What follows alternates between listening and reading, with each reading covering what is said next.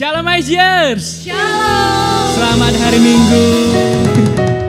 Influence Generation. We shake generation. Yes, kita akan memulai ibadah online kita untuk minggu yang kesekian kalinya. Sebelum kita ibadah, saya ingatkan kepada teman-teman untuk mengambil posisi yang nyaman dan pastikan kita fokus sama Tuhan, connect sama Tuhan untuk bisa mengalami perjumpaan pribadi dengan Dia. Amin. Oke. Saya percaya bahwa hadirat Tuhan tidak terganggu atau tidak mengganggu. Hadirat Tuhan tidak terganggu oleh tempat dan apapun oleh situasi kita. Saya percaya Tuhan akan dapat mengubahkan hidup kita dan menjamah hati kita. Amin. Mari kita memulai ibadah kita. Kita bersatu dalam doa. Terima kasih Bapak, terima kasih Yesus. Hari ini kami anak-anak-Mu mau berjumpa dengan Engkau Tuhan Yesus. Hari ini kami mau beribadah kepada-Mu. Kami mau memuji, menyembah kebesaran dan keagungan nama-Mu saja Tuhan.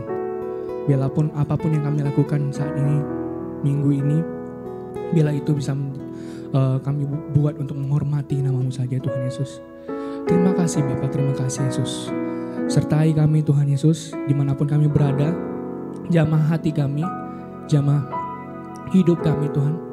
Dan kami percaya Bapak, Kau pasti akan mengubahkan hidup kami. Terima kasih Bapak, terima kasih Yesus. Kami serahkan hidup kami ke dalam tangan-Mu. Haleluya. Amin. Yes.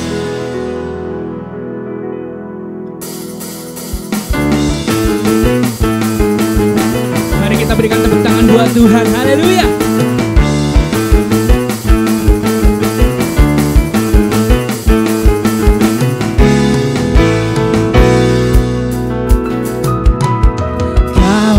Gunung batuku dan Kau kota bentengku, tak akan ku ragu. Kau menjamin hidupku, Kau keselamatanku dan Kau yang membelaku, tak akan ku takut. Kuasa-Mu di dalamku, walau badai menerpa di dalam hidupku ini. Tuhan mengangkatku tinggi, Kau Tuhan yang benar, tak pernah tinggalkan. Dahulu, sekarang, selamanya, janji-Mu tak berubah. Kau Alfa dan Omega, awal dan akhir. Semesta alam memuja Engkau Tuhan yang benar.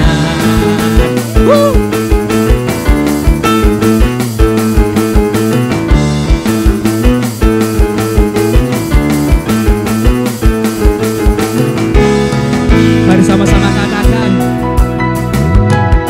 Kau gunung batuku dan Kau kota bentengku, tak akan ku takut. Kau menjamin hidupku, Kau keselamatanku dan Kau yang membelaku, tak akan ku ragu. Kuasa-Mu di dalamku, walau badai menerpa di dalam hidupku ini. Namun tangan-Mu Tuhan mengangkatku tinggi. Kau Tuhan yang benar, tak pernah tinggalkan. Dahulu, sekarang, selamanya, janji-Mu tak berubah. Kau Alfa dan Omega, awal dan akhir. Semesta alam memuja Engkau Tuhan yang benar.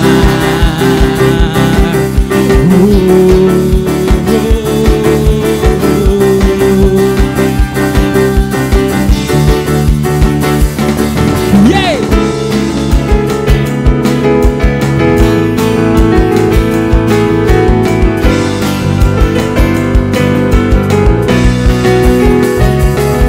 Walau badai menerpa di dalam hidupku ini, namun tangan-Mu Tuhan mengangkatku tinggi. Berikan tepuk tangan sorak-sorai buat Tuhan. Haleluya. Kau Tuhan yang benar, tak pernah tinggalkan. Dahulu, sekarang, selamanya, janjimu tak berubah. Kau Alfa dan Omega, awal dan akhir. Semesta alam memuja Engkau Tuhan yang benar. Semesta alam memuja, semesta alam memuja, semesta alam memuja Engkau Tuhan yang benar. Yeah.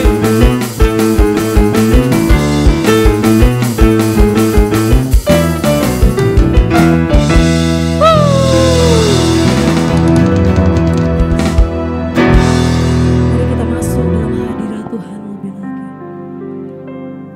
Sebab kami bersyukur dan kami berterima kasih Tuhan, buat setiap kebaikan Tuhan yang tidak pernah habis-habisnya dalam hidup kami. Dimanapun kami berada Tuhan, kami percaya kasih-Mu nyata buat kami Tuhan. Kami berterima kasih buat setiap penyertaan Tuhan. Ini kami Bapa, kami yang rindu akan Engkau. Kami yang rindu mengalami Engkau Tuhan. Kami mau katakan benar Bapa. Kami menyerahkan setiap hidup kami Tuhan kepada-Mu Bapa. Kami percaya kami ada sampai saat ini itu semua karena mujizat daripada. Kami dikuatkan oleh karena-Mu saja Tuhan.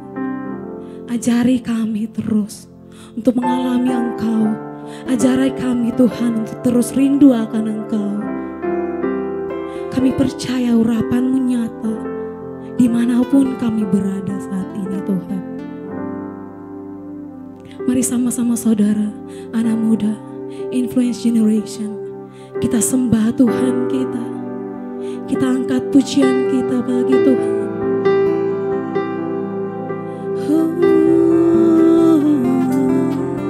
Terima kasih Bapa, terima kasih Tuhan. Kami bersyukur Bapa, kami bersyukur buat setiap kasih-Mu, buat setiap penyertaan-Mu Bapa. Oh, kami ada semua karena kasih-Mu Tuhan, semua karena penyertaan-Mu Bapa.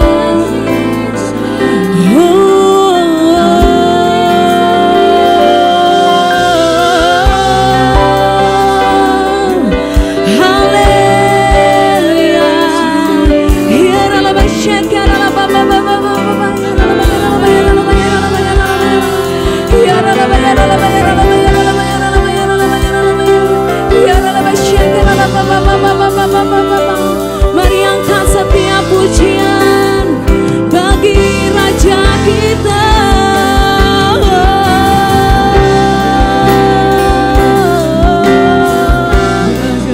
Haleluya. Semua karena kasih-Mu Bapa, semua karena kebaikan-Mu Tuhan.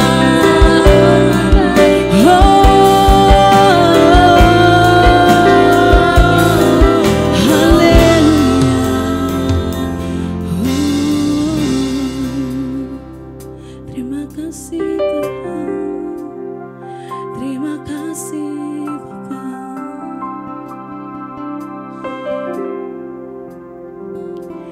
Hidupku menggenapi firman-Mu, tanda mujizat sertai tiap langkahku. Kau bersamaku di dalamku, jadi bukti kebesaran-Mu. Oh, sama-sama nyata. Tuhan, Kau sempurna dalam rencana-Mu.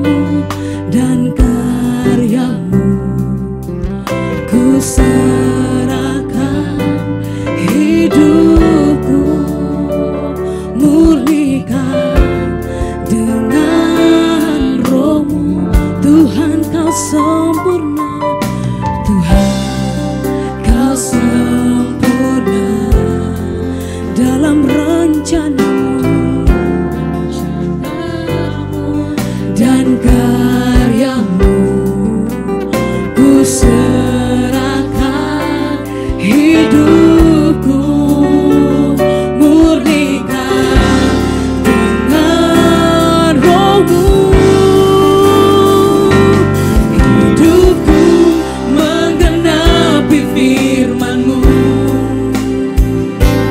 tanda mujizat sertai tiap langkahku. Kau bersamaku di dalamku, jadi bukti kebesaran. Oh, hidupku Tuhan menggenapi firman-Mu, tanda mujizat sertai tiap langkahku. Kau bersamaku di dalamku, jadi bukti kebesaran-Mu. Boleh kasih tepuk tangan yang dahsyat buat Tuhan Yesus. Oh, mari sama-sama katakan, Tuhan kau sempurna dalam rencana-Mu dan karya-Mu. Ku serahkan hidupku, murnikan dengan roh-Mu. Oh, hidupku menggenapi firman-Mu, tanda mujizat sertai tiap langkahku. Kau bersamaku di dalamku, jadi bukti kebesaran. Lebih lagi nyatakan hidupku, hidupku menggenapi firman-Mu. Ini setiap pujian kami Tuhan. Amin. Kau bersamaku di dalamku, jadi bukti kebesaran-Mu. Mari sama-sama angkat kedua tangan kita, katakan, hidupku menggenapi firman-Mu, tanda mujizat sertai tiap langkahku. Kau bersamaku di dalamku, jadi bukti kebesaran hidupku Tuhan.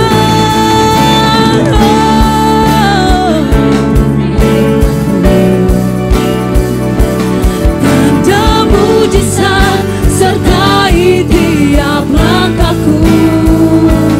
Kau bersamaku di dalamku, jadi bukti kebesaran-Mu. Oh, hidupku menggenapi firman-Mu, tanda mujizat sertai tiap langkahku. Kau bersamaku di dalamku, jadi bukti kebesaran-Mu.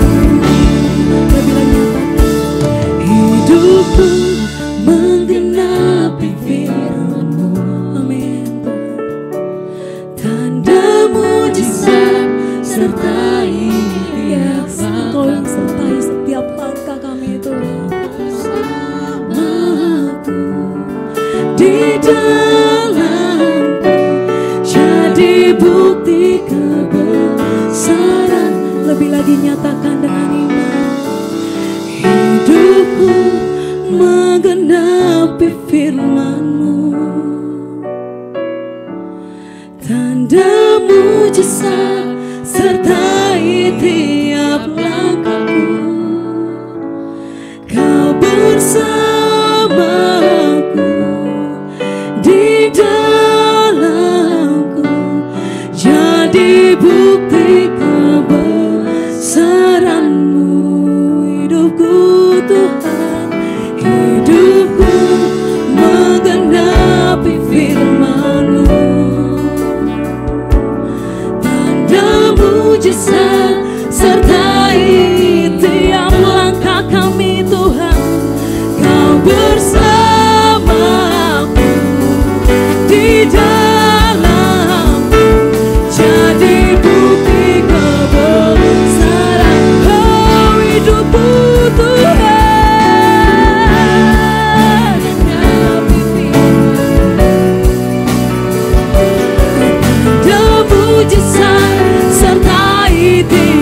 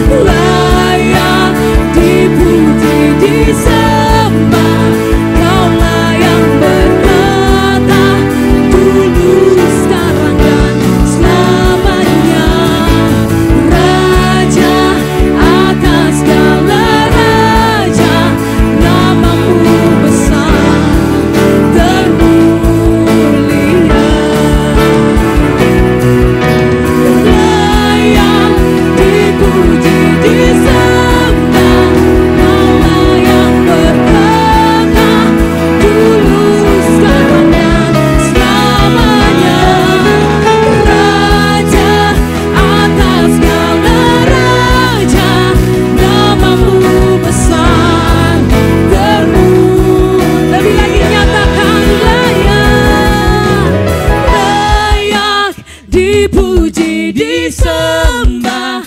Kaulah yang bertata dulu, sekarang dan selamanya. Raja atas segala raja, namamu besar termulia. Layak dipuji disembah. Kaulah yang bertata dulu, sekarang dan selamanya. Raja atas segala raja, namamu besar termulia. Namamu besar termulia. Oh, namamu besar termulia.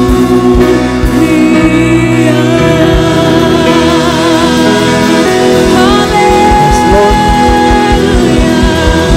Boleh berikan tepuk tangan sorak-sorai pujian buat Yesus Tuhan. Katakan haleluya. Kau yang layak Tuhan. Kau yang layak terima semua pujian kami, semua sembah kami Tuhan Yesus. Terima kasih buat hadirat-Mu. Terima kasih buat penyertaan-Mu Tuhan. Kami boleh lihat kalau sampai hari ini kami gak ditinggalkan oleh Tuhan.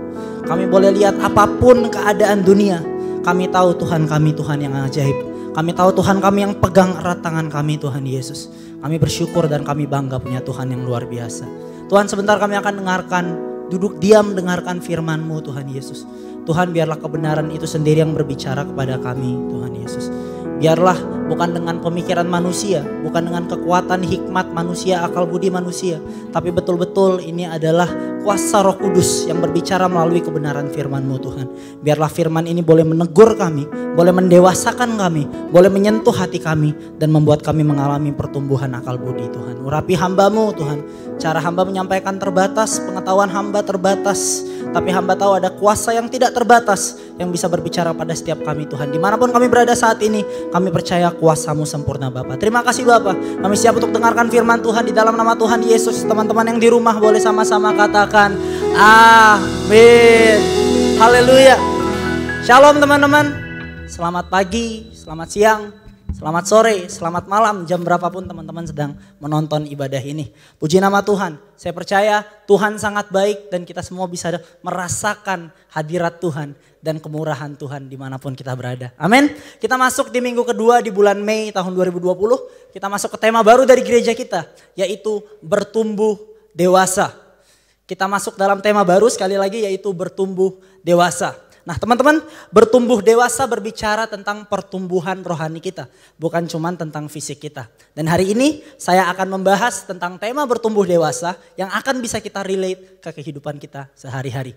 Pernah nggak teman-teman berpikir, kalau misalnya setiap hari, setiap minggu, setiap bulan, atau mungkin setiap tahun dari kecil, kita datang ke gereja, kita baca buku, kita baca postingan orang-orang pada berkata kalau Tuhan Yesus itu Tuhan yang sangat baik. Kalau Tuhan itu Tuhan yang dulu, sekarang, dan selama-lamanya adalah Tuhan yang penuh kasih, Tuhan yang penuh kesetiaan, Tuhan yang sangat baik. Kita memuji Tuhan, berkata Tuhan Yesus baik. Tapi teman-teman, dalam kehidupan kita, seringkali kita menghadapi pada situasi di mana masalah menyerang kita, di mana penderitaan menyerang kita, di mana ada kesulitan yang menimpa kehidupan kita. Nah teman-teman, dalam situasi seperti ini, dalam keadaan yang seperti ini, seringkali kita bertanya dan kita mempertanyakan lagi apa yang kita perkatakan dan apa yang kita imani itu. Katanya Tuhan baik, kenapa aku mengalami banyak masalah? Katanya Tuhan baik, kenapa aku mengalami kesulitan seperti ini? Katanya Tuhan baik, kenapa aku mengalami satu hal yang sangat berat sampai bikin aku gak kuat? Ini adalah pertanyaan yang sering muncul buat siapapun yang ada di dunia ini. Bahkan orang-orang percaya, bahkan orang-orang Kristen. Itu adalah pertanyaan yang ada dan mungkin bisa mengganggu iman kita, teman-teman.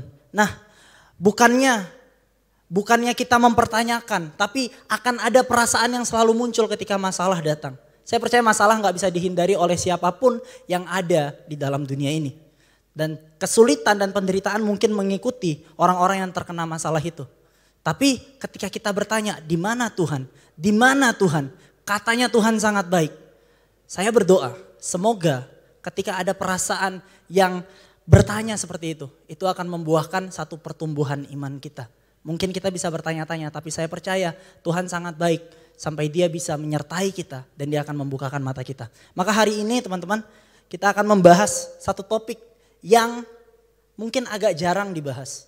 Mungkin agak jarang dikenal secara dalam oleh orang-orang Kristen. Saya akan ajak kita untuk sekali lagi melihat tentang masalah dan kesukaran atau mungkin penderitaan. Ini tidak bisa dihindari. Nyatanya orang Kristen, baik rohani, dewasa rohani, atau orang yang tidak kenal Tuhan, kaya, miskin, tua, muda, semuanya tidak ada yang terhindar dari masalah dan penderitaan. Dan hari ini untuk kita bisa belajar tentang masalah dan penderitaan, saya akan mengajak teman-teman untuk membaca dari satu kitab di Alkitab, yaitu kitab Yakobus. Marilah kita buka Yakobus 1 ayat 2. Teman-teman, kitab Yakobus ditulis oleh saudara Yesus, orang dekat Yesus yang melihat secara hidup saksi mata pelayanan Yesus, dan dia menulis begitu banyak wisdom, begitu banyak pengajaran di dalam kitabnya kepada jemaat mula-mula. Jemaat mula-mula ini adalah orang-orang Yahudi yang percaya kepada Yesus, Yahudi Mesianik yang menjadi Kristen mula-mula. Dan kita bisa bayangkan begitu banyak kesesakan, begitu banyak penderitaan, begitu banyak tekanan, ancaman, siksaan yang menghantui orang-orang Kristen mula-mula. Beda dengan kita sekarang, mungkin kita bisa duduk tenang, kita bisa bebas beragama, berkata kita Kristen, kita bisa menyatakannya dimanapun di media sosial kita, dan sekarang kita bisa bebas membuat tayangan ibadah atau kita bisa beribadah.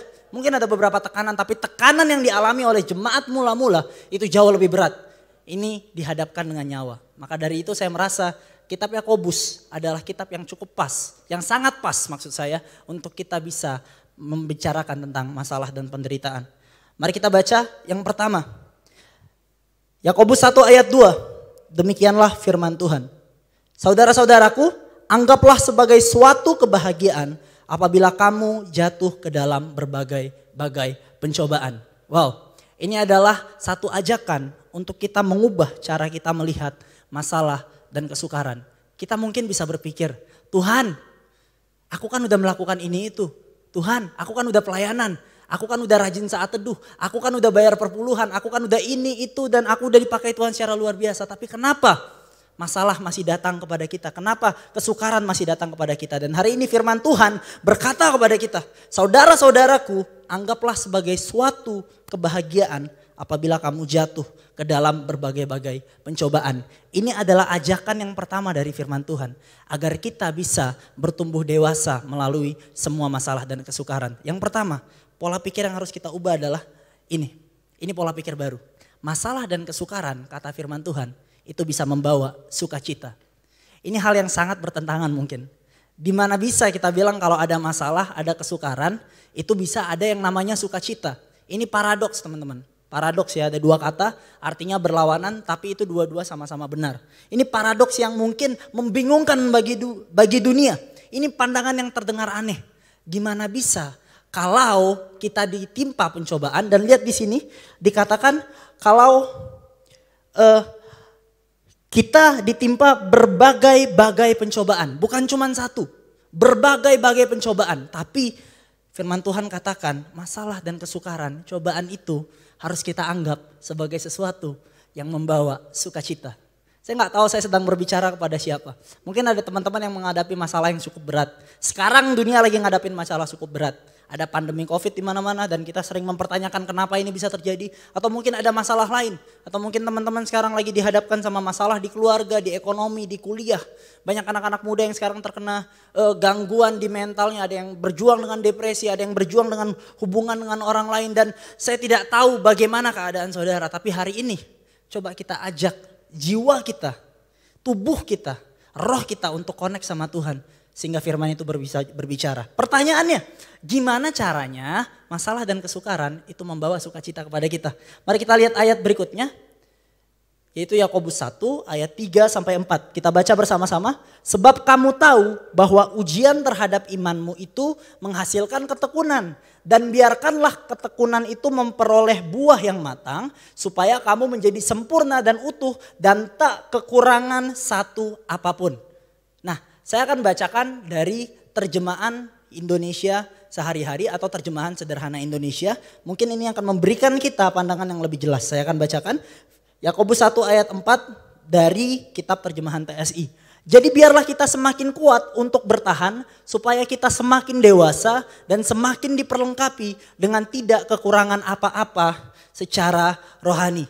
Wow, ternyata masalah dan kesukaran yang terjadi di dalam hidup kita itu bukan untuk menghancurkan kita. Itu bukan untuk membuat kita rusak, tetapi itu untuk membuat kita bisa bertumbuh secara rohani. Kenapa? Karena kita semakin dewasa dan semakin diperlengkapi. Hari ini coba kita pandang masalah dan kesukaran, cobaan itu bukan sebagai satu hal yang merusak kita saja, tapi itu bisa satu hal yang memicu pertumbuhan rohani kita sehingga kita boleh bertumbuh menjadi seorang dewasa rohani. Nah jadi teman-teman, ketika saya bilang masalah dan kesukaran akan membawa sukacita, bukan berarti firman Tuhan mengajarkan kita untuk bersukacita ketika ada masalah. Bukan berarti tiba-tiba aku kena satu masalah, aku kena gangguan mental kayak gitu, terus aku bilang aku bersukacita, aku senang. Tidak, kita tidak bersukacita karena hal buruk terjadi. Apalagi kalau hal buruk terjadi pada orang lain. Tidak, kita tidak bersukacita. Tapi diagramnya seperti ini. Cobaan atau dalam artian masalah dan penderitaan itu akan menghasilkan ketekunan.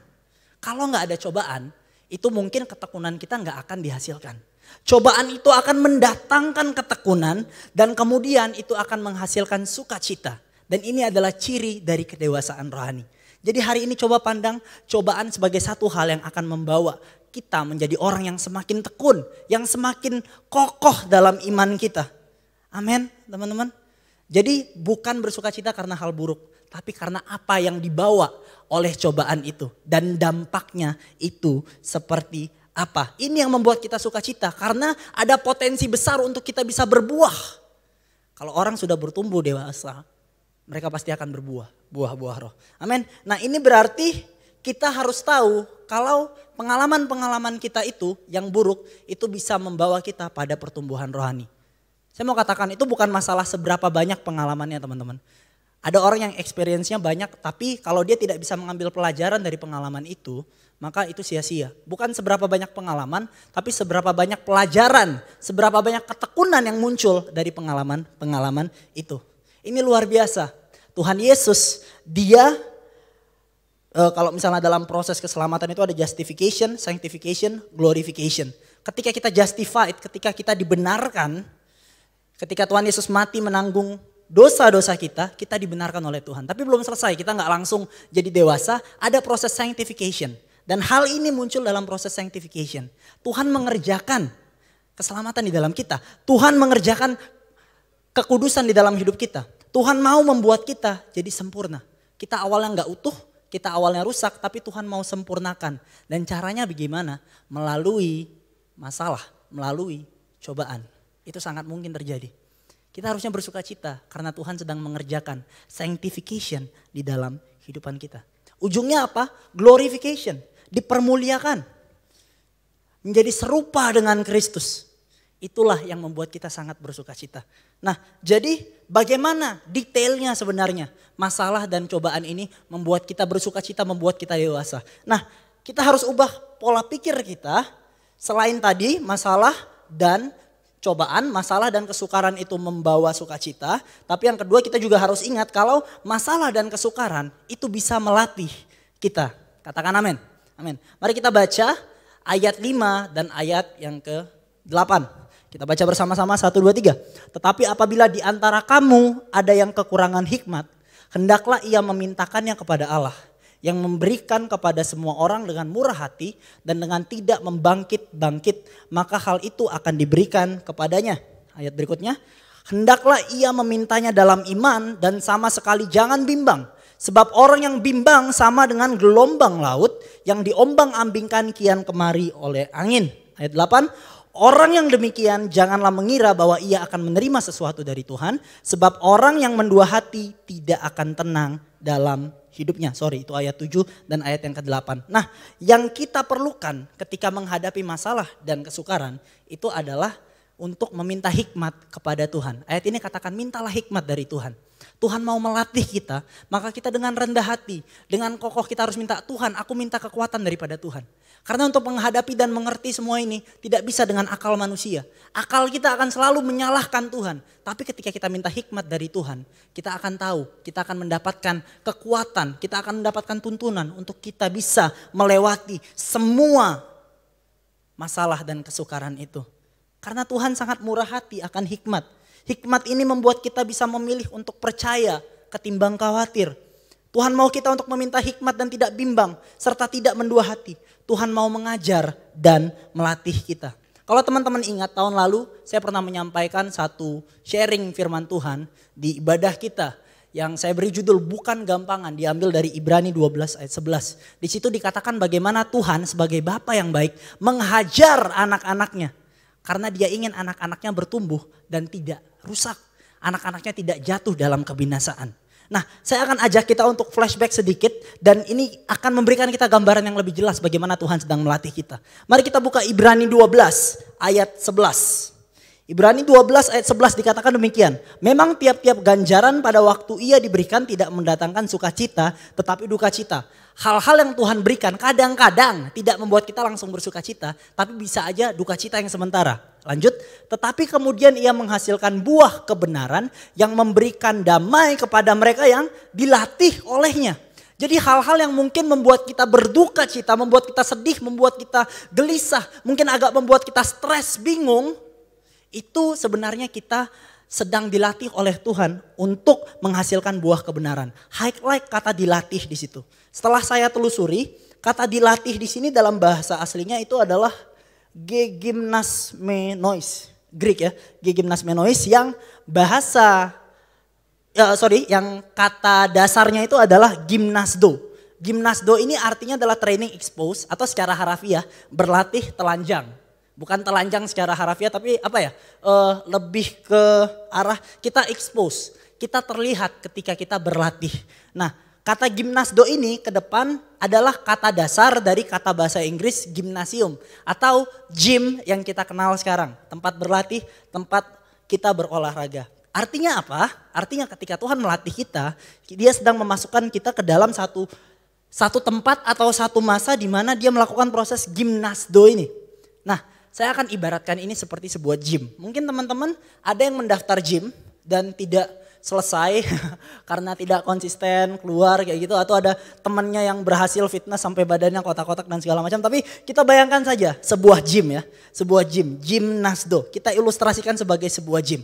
Nah kalau teman-teman sedang mau latihan ke dalam sebuah gym. Saya yakin teman-teman tidak akan pakai pakaian seperti ini.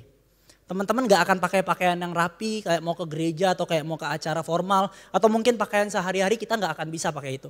Kenapa? Bukan karena alasan stylish atau bukan sekedar untuk mengikuti tren yang ada di dalam gym. Tapi seperti ini, kalau misalnya saya pakai pakaian ini untuk berlatih di dalam gym. Saya yakin saya tidak akan bisa melakukan gerakan-gerakan dengan baik. Saya nggak akan bisa squat, saya nggak akan bisa bench press, saya nggak akan bisa lompat dan itu sangat tidak nyaman. Keringatnya ini akan merusak, ada kemeja dan ada celana yang ketat seperti ini tidak akan bisa membuat kita berlatih dengan baik. Nah masalahnya teman-teman, ketika kita mengganti pakaian kita, melepaskan pakaian kita yang biasa ke pakaian yang bisa digunakan untuk gym, itu ada banyak hal yang disembunyikan sama pakaian biasa, itu expose. Benar gak? Jadi kita gak bisa pakai kaos yang terlalu ketat, kita harus pakai kaos yang nyaman dan kita gak bisa pakai celana yang terlalu ketat, kita harus pakai celana yang agak besar sedikit dan harus sepatu yang lebih nyaman lagi. Nah mau gak mau itu memperlihatkan bagian-bagian tubuh yang kita sembunyikan kalau kita pakai pakaian biasa. Kalau saya pakai pakaian kayak gini slim fit rasanya lemak-lemak membandel saya itu ketutupan. Tapi kalau di dalam gym saya baru pakai baju yang diperuntukkan untuk olahraga, saya melepaskan pakaian biasa kita. Wah itu hal-hal yang saya nggak pengen teman-teman lihat itu bisa kelihatan di dalam gym. Belum lagi kalau PT kita ngajak kita buat latihan, itu baru bench press ke atas kayak gini. Kelihatan sudah lemak di lengan itu kemana-mana gelewer-gelewer. Padahal kalau saya pakai baju kayak gini kan ketutup karena dilipat kayak gini kan jadi kelihatan lebih fit kayak gitu. Tapi kalau di gym lagi latihan, lemaknya kelihatan. Apalagi terus pelatih suruh kita buat squat, paha kita yang kita tutup pakai celana slim fit itu kelihatan. Terakhir, sit up, hal yang paling kita sembunyikan. Perut kita itu kelihatan langsung. Bentelan-bentelannya itu kelihatan nama pelatih dan orang-orang di sekitar di gym. Nah, apa artinya di sini? Selain, balik lagi ke yang tadi. Selain lemak kita kelihatan, stamina kita yang jelek juga kelihatan. Yang kita jarang olahraga, sekali bench press itu kan mau gaya angkat 20 kilo ternyata cuma 2 kali doang. Terus lari ternyata cuma 5 menit kecepatannya 7 mph nggak kuat. Nah itu bisa kelihatan sama semua orang. Artinya apa? Waktu kita masuk dalam gym, hal-hal yang kita sembunyikan, hal-hal yang tidak terlihat itu semua jadi kelihatan. Begitu juga ketika masalah datang, ketika Tuhan tempatkan kita ke dalam gimnasdo. Hal-hal yang mungkin kita nggak lihat, yang kita sembunyikan itu jadi kelihatan. Itu jadi muncul di permukaan. Mungkin saya nggak tahu selama saya baik-baik saja, saya orangnya sabar, saya orangnya murah hati, saya orangnya selalu senyum sama orang. Tapi ketika masalah datang, tiba-tiba saya jadi pemarah, saya jadi kesal, hati saya jadi banyak misuh-misuhnya. Saya jadi banyak ngatain orang, ngomongin orang di belakang. Bisa aja kita sadar, kita sembunyikan atau mungkin kita nggak sadar selama ini. Kayak saya nge-gym, saya selalu merasa saya kuat sampai saya ketemu yang namanya deadlift. Ketika deadlift 2 kali saya baru tahu betapa lemahnya tubuh saya sebenarnya. Sama ketika ada masalah, kita baru tahu kalau ternyata selama ini kita punya kekurangan-kekurangan. Nah apa yang terjadi? Kalau di dalam gym teman-teman, PT saya, personal trainer saya ngelihat ada satu kelemahan, nah dia akan ngetarget kelemahan itu. Oh stamina kamu kurang, berarti aku akan kasih latihan selanjutnya supaya stamina kamu makin kuat. Oh otot lengan kamu ini lemah dan kecil, supaya otot kamu besar, aku akan kasih latihan-latihan yang terfokus pada otot lengan kita. Nah itu dia, di dalam gym ketika kelemahan sudah kelihatan, kita dilatih untuk menjadi lebih kuat. Nah ini yang harus kita mengerti. Ketika masuk dalam gimnasdo, tujuannya adalah supaya kita bisa lebih kuat. Wah tapi latihan untuk jadi lebih kuat itu sangat menyakitkan. Saya bisa katakan ketika kita sedang berlatih, lagi bench press, dia mau segede apapun, tenaganya mau segede apapun, lengannya kalau dia berlatih dengan berat yang sesuai untuk membuat dia lebih kuat, semua orang mau segede apapun dia akan kelihatan sangat lemah ketika dia di dalam gym. Sangat lemah. Bahkan kalau kita leg day kayak gitu ya, kita latihan kaki, itu balik ke rumah rasanya buat melangkah aja sulit. Kita merasa sangat lemah di situ. Nah tapi PT yang baik, dia akan tahu ngasih porsi yang paling tepat buat kita. Untuk apa? Supaya besoknya atau minggu depannya kita datang, kita ketemu beban yang sama, kita udah lebih kuat. Tapi kita udah lewati semua perasaan lemah itu, semua penderitaan itu, tapi kita menjadi semakin lebih kuat. Nah teman-teman, personal trainer yang jelek mungkin akan overtrain kita. Membuat kita terlalu banyak berlatih atau mungkin terlalu memanjakan kita sehingga kita biasa-biasa aja ya itu. Sehingga tidak ada perkembangan di dalam hidup kita. Tapi masalahnya di dalam gimnasdo, di dalam kehidupan kita nggak dilatih sama manusia. Kita punya personal trainer yang agung. Kita punya pelatih agung namanya Tuhan Yesus. Dia yang berdaulat atas hidup kita. Dia tahu betul porsi yang paling pas untuk melatih kita. Untuk membuat kita lebih kuat. Makanya di firman Tuhan dikatakan masalah dan kesukaran tidak akan melebihi kekuatanmu. Tidak akan melebihi kekuatanmu. Kenapa? Karena dia tahu kalau ini akan membuatmu lebih kuat dan bertumbuh. Maka jangan kita persalahkan Tuhan. Tuhan kenapa kau kasih ini? Tuhan gak adil. Tuhan ini terlalu berat. Enggak, kalau Tuhan izinkan itu terjadi. Saya percaya itu untuk menambah kekuatan kita dan sesuai dengan porsi kita. Karena Tuhan yang tahu kita. Yang paling baik tahu kita itu Tuhan. Dan dia tahu bahkan hari esok kita. Itulah Tuhan yang luar biasa teman-teman. Maka dari itu Roma juga mengatakan kalau Allah turut bekerja untuk mendatangkan sesuatu, Allah turut bekerja dalam segala sesuatu untuk mendatangkan kebaikan bagi kita orang-orang percaya. Makanya jangan komplain. Saya tahu saya lagi disiksa di gym karena saya bayar, saya punya program dan saya tahu targetnya. Dan sama gimnasdo, training expose dalam tempat pelatihan Tuhan. Biarlah kita sadar kalau Tuhan sedang melatih kita. Sehingga nanti kita keluar, kita akan jadi lebih kuat lagi. Berikan tepuk tangan buat Tuhan kita. Amin. Dan yang berikutnya adalah pola pikir yang harus kita ubah adalah selagi Tuhan melatih kita, biasanya masalah dan kesukaran juga kita membuat kita untuk memikirkan ulang tentang kehidupan kita. Masalah dan kesukaran membuat kita memikirkan ulang tentang kehidupan ini. Jadi pola pikir kita tentang hidup itu diubah. Mari kita baca ayatnya. Yakobus 1 ayat 9 sampai 11, kita lanjut ayat 9 dan 11 baca sama-sama. Baiklah saudara yang berada dalam keadaan yang rendah bermegah karena kedudukannya yang tinggi. Dan orang kaya karena kedudukannya yang rendah sebab ia akan lenyap seperti bunga rumput. Karena matahari terbit dengan panasnya yang terik dan melayukan rumput itu sehingga gugurlah bunganya dan hilanglah semaraknya. Demikian jugalah halnya dengan orang kaya di tengah-tengah segala usahanya ia akan lenyap. Saya terjemahkan, saya pakai Alkitab versi TSI yang mungkin memberikan kita penjelasan yang lebih jelas seperti ini. Saudara-saudari seiman, kalau kamu miskin atau mempunyai kedudukan rendah, bersukacitalah karena Allah sudah memberikan kedudukan yang tinggi kepadamu, yaitu sebagai warga kerajaannya. Ini paradoks yang lain lagi teman-teman. Ini paradoks yang lain. Jadi dikatakan kalau kamu rendah, bersukacitalah karena kedudukanmu yang tinggi. Nanti saya akan jelaskan. Next. Sedangkan kalau kamu kaya atau mempunyai kedudukan tinggi, bersukacitalah kalau kamu sudah menyadari bahwa kekayaan atau kedudukanmu itu hanyalah sementara saja. Karena orang kaya digambarkan seperti bunga tanaman liar yang cepat layu dan rontok. Berikutnya, karena pagi hari ketika matahari makin tinggi dan makin panas, lalu tanaman itu menjadi kering dan bunganya pada rontok dan keindahan bunga itu hilang. Begitu juga yang akan terjadi kepada setiap orang kaya, dia akan mati pada waktu dia masih sibuk dengan segala usahanya.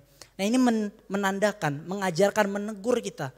Kalau harta duniawi, kalau apa yang kita kejar di dunia, pengakuan orang, kedudukan yang tinggi.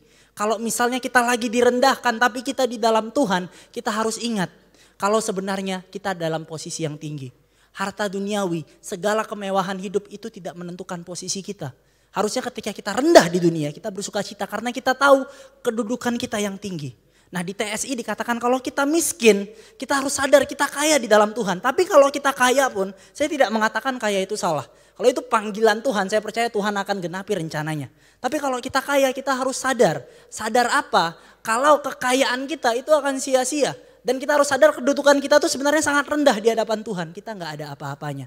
Dan dikatakan tadi kekayaan itu ibaratkan flower that quickly fading. Ada hari ini, gone tomorrow. Kekayaan kita itu datang dan tiba-tiba langsung pergi. Kadang masalah dan kesukaran itu diperlukan untuk membuat kita sadar kalau apapun yang ada di dunia ini itu bisa datang dan bisa pergi. Nah ada satu kutipan yang sangat bagus dari Matt Chandler, dia berkata seperti ini. If I get Christ and lose everything else, I have everything.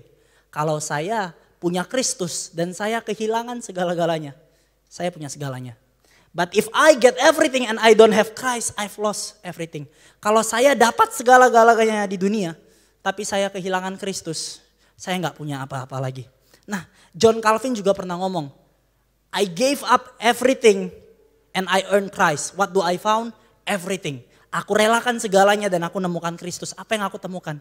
Segala-galanya. Kristus adalah segalanya. Kenapa? Karena dia adalah Tuhan yang Alfa dan yang Omega. Teman-teman saya sedang suka baca kitab Pengkhotbah. Ada satu ayat yang sangat bagus di kitab Pengkhotbah. Pengkhotbah itu kitab yang memikirkan tentang hidup ini. Salomo di usia tuanya, dia pikir kekayaan semua, dia punya segalanya. Ada kekayaan, istrinya banyak, dia punya cinta yang luar biasa, karirnya melejit tinggi, kepintarannya, dia public figure, dikenal sama semua orang. Dan di dalam kitab Pengkhotbah, kata yang paling banyak ditemukan di situ tahu gak apa? Semuanya itu sia-sia, usaha menjaring angin. Semuanya itu akan lenyap. Nah kita buka satu ayat, Pengkhotbah 9 ayat 11. Ini sangat bagus sekali untuk membuat kita memikirkan ulang tentang hidup. Baca sama-sama. 1, 2, 3. Lagi aku melihat di bawah matahari bahwa kemenangan perlombaan bukan untuk yang cepat dan keunggulan perjuangan bukan untuk yang kuat, juga roti bukan untuk yang berhikmat. Kekayaan bukan untuk yang cerdas dan karunia bukan untuk yang cerdik cendikia. Karena waktu dan nasib dialami mereka semua. Kita pikir orang yang udah berlatih kuat, orang yang everything fine, mereka akan selalu menang, belum tentu. Kita pikir orang yang pintar akan selalu mendapatkan pujian, belum tentu. Kita pikir orang yang baik-baik saja, yang kaya, yang stabil, mereka akan selalu aman dalam hidup, belum tentu. Pengkhotbah berkata, waktu dan nasib dialami oleh mereka semua. Artinya apa? Life is unpredictable. Maka jangan salahkan Tuhan ketika ada hal-hal buruk terjadi ketika menimpa kita. Ketika ada hal-hal yang aneh, hal-hal yang harusnya kan gak kayak gini. Hey, hidup ini tidak bisa diprediksi. Waktu dan nasib dialami oleh kita semua. Makanya kita harus memikirkan sekali lagi. Mana yang kekal dan mana yang sia-sia. Apa yang kita kejar? Kesia-siaan atau kekekalan? Jangan sampai kekayaan, kehormatan, kedudukan tinggi, pujian dari orang yang sia-sia itu menggantikan posisi kekekalan. Di bawah matahari tidak ada yang abadi. Makanya jangan pegang kekayaan apapun yang ada di bawah matahari. Tapi kita bersandar pada Dia yang menciptakan matahari. Dia yang ada di awal dan akhir. Dia yang tidak akan pernah diambil dari kita. Kekayaan akan diambil dari kita. Tapi Yesus gak akan diambil dari kita. Makanya kita pegang pada yang kekal. Makanya penting untuk kita memprioritaskan Tuhan. Dan kadang perlu masalah dan kesukaran untuk membuat kita ingat. Kalau hidup ini sementara. Saya mau katakan, jangan jadikan Tuhan yang nomor 1 di dalam hidupmu. Jangan. Jadikan Tuhan satu-satunya di hidupmu. Karena Tuhan tidak boleh disaingi oleh nomor 2, kekayaan, nomor 3, pelayanan apapun. Enggak. Tuhan adalah satu-satunya prioritas karena Dia yang kekal. Dan hendaklah kita ingat itu di dalam hidup kita. Dan yang terakhir kita harus sadar kalau selain kesia-siaan harta duniawi, tapi masalah dan kesukaran itu akan membuat kita semakin mengenal Tuhan. Mari kita lanjutkan ayat 12 dan ayat yang ke-13. Kita baca bersama-sama. Berbahagialah orang yang bertahan dalam pencobaan, sebab apabila ia sudah tahan uji, ia akan menerima mahkota kehidupan yang dijanjikan Allah kepada barang siapa yang mengasihi Dia. Apabila seorang dicobai, janganlah ia berkata pencobaan ini datang dari Allah. Sebab Allah tidak dapat dicobai oleh yang jahat dan Ia sendiri tidak mencobai siapapun. Loh, sebentar. Ini yang membingungkan mungkin. Tadi katanya pencobaan itu bisa datang dari Tuhan dan itu membuat kita makin kuat. Tapi kenapa di sini dikatakan pencobaan ini datang dari Allah? Nah, bahasa Indonesia mungkin agak kurang detail dan kurang komprehensif untuk menjelaskan ini. Kalau saya baca di Alkitab bahasa Inggris teman-teman, di ayat 2 tadi, berbahagialah ketika kamu jatuh dalam berbagai pencobaan, itu bahasa yang digunakan adalah trials. Tapi di ayat 12, Tuhan tidak pernah mencobai. Cobainya itu menggunakan bahasa temptation. Trials versus temptations. Trials itu bisa dari Tuhan, tapi Tuhan tidak akan pernah menggoda kita. Ini menegaskan kepada kita untuk kita tidak pernah mempertanyakan Tuhan di dalam kehidupan ini. Temptation biasanya datang temptation itu datang dari iblis atau dari kedagingan kita. Tuhan gak pernah menggoda kita, gak pernah tempt kita. Makanya jangan salahkan Tuhan. Ada banyak hal yang kita lakukan mungkin itu membuat masalah dan penderitaan. Betul? Bisa serangan iblis, bisa kesalahan kita, bisa dosa kita. Itu bisa membuat kita menderita. Nah, maka dari itu kita harus ingat. Di dalam Yakobus 1 ayat 14 sampai 16 dikatakan demikian. Tetapi tiap-tiap orang dicobai oleh keinginannya sendiri. Nah itu, temptation datang dari keinginan kita sendiri karena ia diseret dan dipikat olehnya. Apabila keinginan itu telah dibuahi, ia melahirkan dosa, dan apabila dosa itu sudah matang, ia melahirkan maut. Saudara-saudara yang kukasihi. Nah itu, temptation datang dari kita sendiri. Dan ayat 17 versi TSI, saya akan bacakan seperti ini. Allah adalah sumber segala pemberian yang baik dan yang sempurna. All good comes from God. Hal yang buruk gak mungkin datang dari Tuhan. Gak mungkin Tuhan merancangkan hal yang buruk. Segala berkat itu turun dari Allah Bapa yang menciptakan semua benda penerang di langit. Tetapi Dia bukan seperti bulan yang cahaya tidak tetap dan sering berubah-ubah. Di awal saya katakan kita sering nyanyikan Tuhan Yesus baik dulu sekarang selamanya. Memang betul Dia sangat baik. Tapi kalau ada keburukan, ada hal jahat, temptation, itu bukan dari Tuhan. Tuhan hanya merancangkan semua yang baik. Tapi kalau ada trials, ada masalah dan pencobaan yang Tuhan izinkan, pasti itu adalah satu hal yang baik. Dan inilah adalah satu hal yang luar biasa yang harus kita pahami. Kadang penderitaan kita berasal dari kita, tapi Tuhan masih mau pakai penderitaan itu untuk membentuk kita. Kita orang berdosa, kita orang yang sering berbuat salah dan melawan Tuhan. Tapi Tuhan bisa pakai semua itu dan membuat kita semakin bertumbuh. Kadang penderitaan itu adalah cara Tuhan untuk memperjelas kelemahan kita sehingga kita boleh bertumbuh. Penderitaan itu adalah cara Tuhan untuk menegur kita. Masalah dan kesukaran membuat kita semakin dekat kepada Tuhan. Inilah dahsyatnya Tuhan. Dia bisa pakai segala sesuatu. Di dalam Kejadian 50 Yusuf pernah berkata, kamu mereka-rekakan yang jahat. Kamu dia berkata pada saudaranya. Atau mungkin bisa aja kepada iblis. Tapi Tuhan telah mereka-rekakannya untuk kebaikan. Wow. Itu berarti Tuhan bisa pakai segala sesuatu dan rancangannya adalah rancangan yang terbaik. Saya ingat kutipan dari C.S. Lewis, dia pernah berkata seperti ini. Di dalam kenyamanan Allah sedang berbisik kepada kita. Di dalam kenyamanan, keamanan, safety duniawi, harta duniawi, kelimpahan secara dunia, Allah berbisik kepada kita. Tetapi di dalam penderitaan Dia sedang berteriak kepada kita. Hari ini coba pandang penderitaan sebagai satu hal yang membuat kita untuk semakin dekat sama Tuhan. Yang membuat kita untuk bisa semakin mengenal Tuhan. Masalah dan kesukaran itu bisa memperdalam relasi kita dengan Allah. Quote dari Timothy Keller. Penderitaan memang menguji relasi kita dengan Allah. Tetapi penderitaan juga memiliki sumber daya yang bisa semakin memperdalam relasi kita dengan Allah. Saat situasi baik-baik saja, bagaimana kita bisa tahu kalau kita sebenarnya mengasihi Tuhan atau mengasihi pemberiannya. Kita sedang mengasihi yang kekal atau sedang mengasihi yang fana. Tapi ketika keadaan tidak baik-baik saja, tanda kutip, secara pikiran kita ada masalah, ada penderitaan, kita bisa tahu sebenarnya kita mengasihi siapa. Kita mengasihi dia atau apa yang dia berikan, kayak yang Cik Mei bahas beberapa minggu lalu. Nah, ketika kita hadapi dengan benar, penderitaan akan membangun kita. Karena Tuhan sangat berdaulat.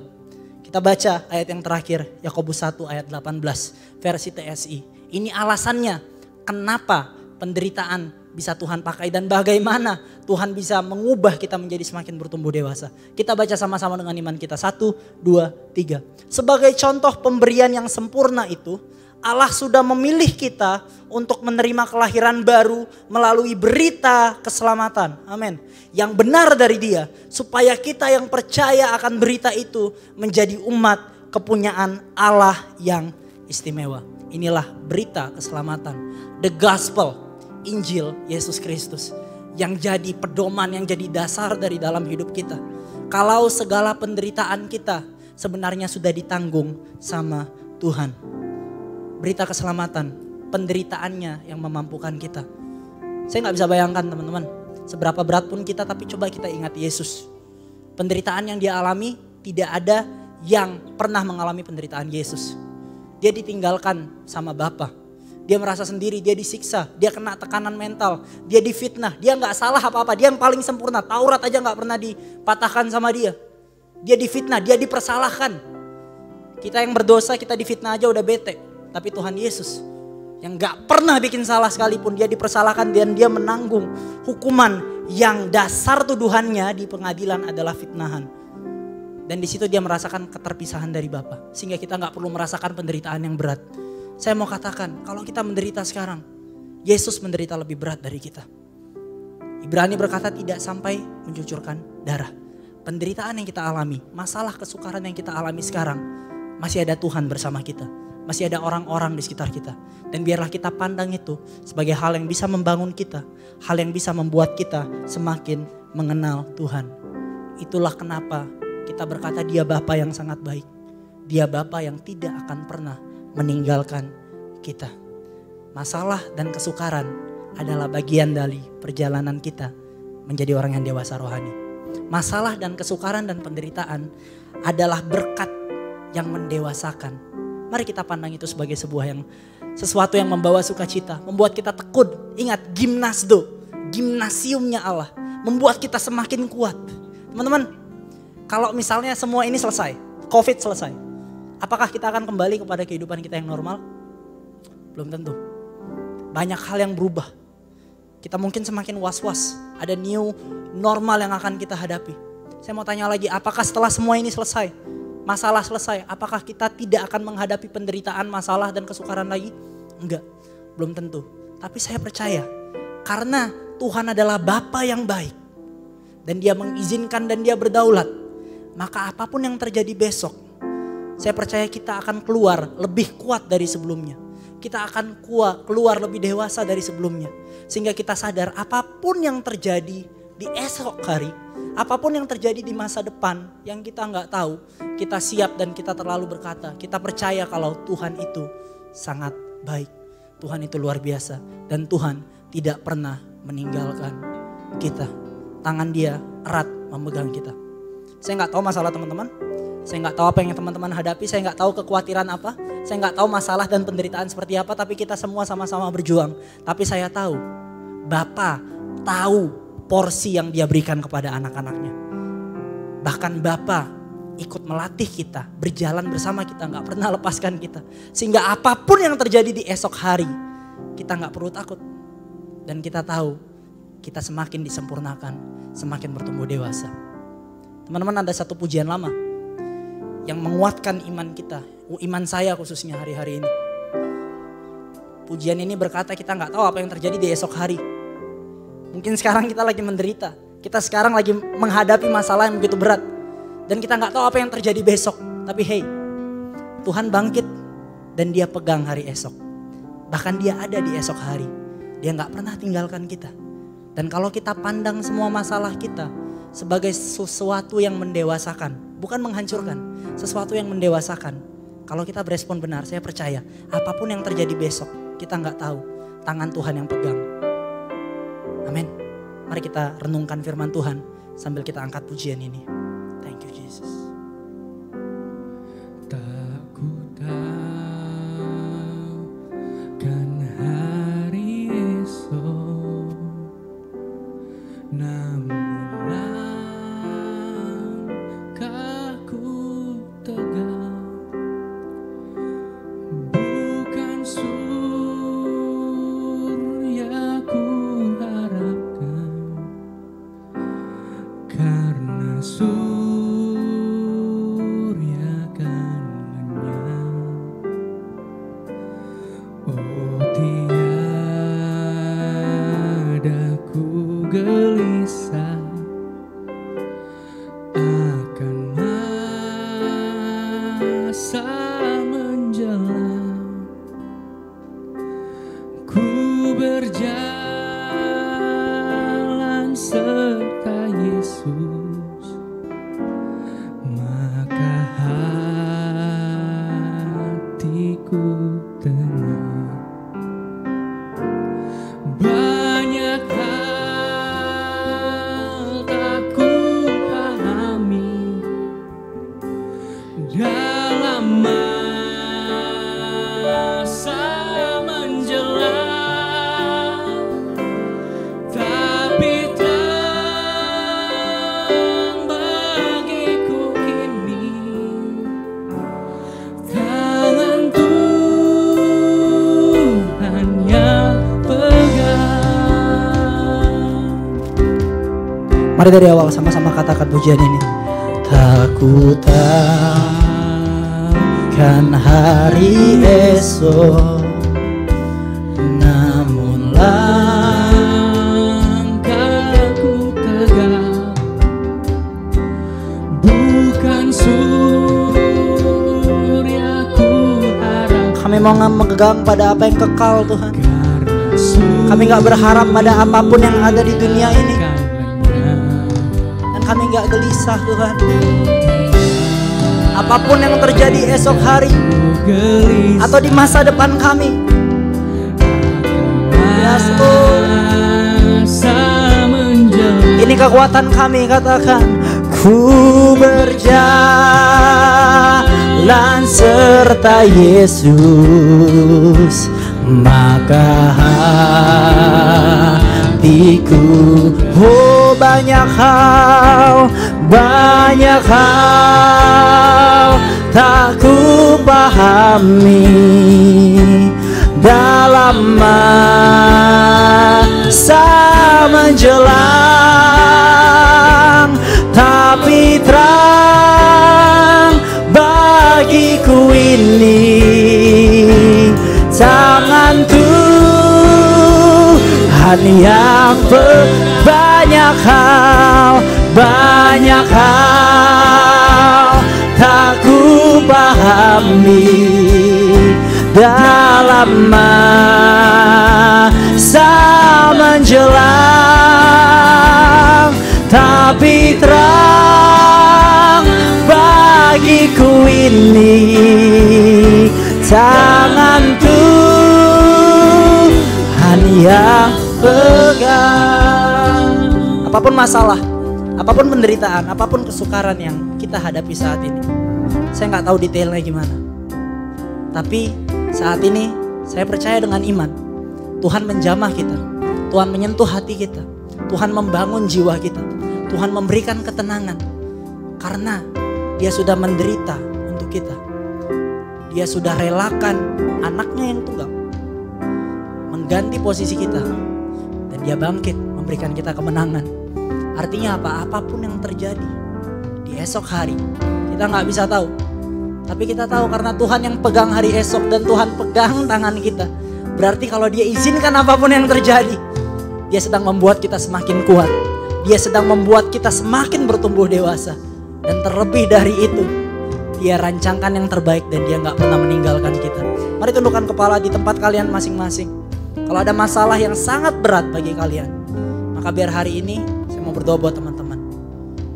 Tuhan Yesus, firman-Mu hari ini mengingatkan kami dan mengubah pola pandang kami, supaya kami melihat masalah, kesukaran, penderitaan, berbagai cobaan yang ada di dunia sebagai satu hal yang bisa mendatangkan sukacita, bisa mendewasakan kami, dan adalah sarana untuk Engkau melatih kami. Tuhan, hari ini biar ada damai sejahtera yang melampaui segala akal, yang melingkupi anak-anak-Mu Tuhan. Biar iman mereka boleh bangun, biar mereka boleh melihat kalau sampai hari ini Tuhan gak pernah meninggalkan mereka. Hamba bisa merasakan ada anak-anak-Mu yang saat ini diikat oleh kekhawatiran Tuhan. Ketika kami melihat circumstances, kami melihat situasi yang ada di dunia, kami semakin khawatir Tuhan. Sehingga kami gak bisa melihat apakah besok, hari esok kami akan tenang atau besok kami akan baik-baik saja Tuhan. Tapi hari ini Tuhan Yesus, biarlah kekhawatiran itu Kau ambil dan Kau gantikan dengan damai sejahtera. Karena firman-Mu berkata dengan jelas, Tuhan yang pegang hari esok kami, Tuhan yang ada di hari esok kami Tuhan Yesus. Maka mungkin kami gak paham akan apa yang terjadi, tapi kami paham betul kalau Tuhan kami merancangkan segala sesuatu yang mendatangkan kebaikan buat kami Tuhan Yesus. Terima kasih Bapa, terima kasih Tuhan. Biarlah kami dimampukan untuk menghadapi semua ini, dan kami percaya semua masalah akan berlalu Tuhan. Semua yang ada di dunia akan berlalu, tapi Engkau kekal dan Engkau terus ada bersama dengan kami.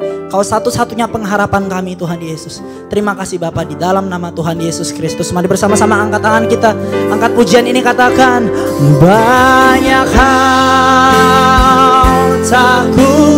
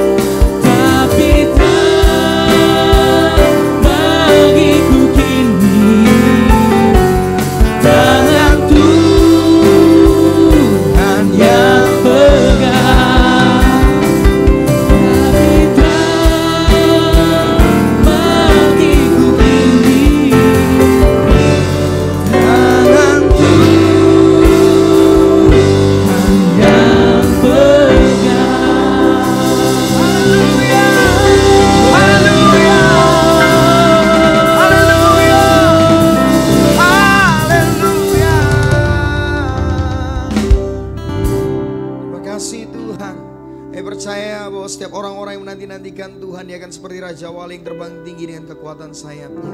Kami akan berlari dan berjalan tidak menjadi letih dan lesu, tapi kami akan terus kuat bersama-Mu Bapa. Biarlah setiap anak-anak-Mu yang mendengarkan dan melihat, menyaksikan dan juga beribadah bersama kami di ibadah online ini, kami semua dikuatkan. Kami semua diurapi oleh Tuhan, diberikan kekuatan baru oleh firman Tuhan. Berkati hamba-Mu Noel Tuhan yang menyampaikan firman Tuhan. Dan saat ini kami membuka tangan kami. Biarlah berkat yang daripada Allah Bapa turun atas setiap kami. Dan cinta kasih daripada Tuhan Yesus Kristus dan persekutuan yang manis dengan Roh Kudus menyertai kami dari sekarang sampai selama-lamanya. Di dalam nama Yesus kami berdoa. Haleluya. Amin. Tuhan Yesus memberkati.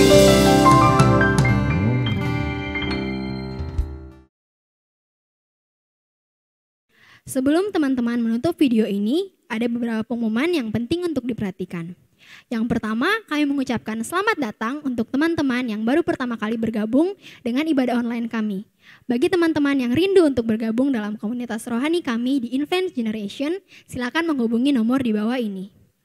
Yang kedua, ibadah kita akan tetap berlangsung secara online sampai pengumuman selanjutnya. Yang ketiga, mohon bagikan link ibadah ini ke teman-teman fresh kalian dan ke teman-teman kalian yang belum mengikuti Fresh. Yang keempat, tetap jaga kesehatan, sering cuci tangan, dan tetap ikuti anjuran pemerintah. Demikian pengumuman ibadah hari ini. Jangan lupa subscribe channel ini dan follow kita di Instagram @igjogja. Selamat hari Minggu, Tuhan Yesus memberkati.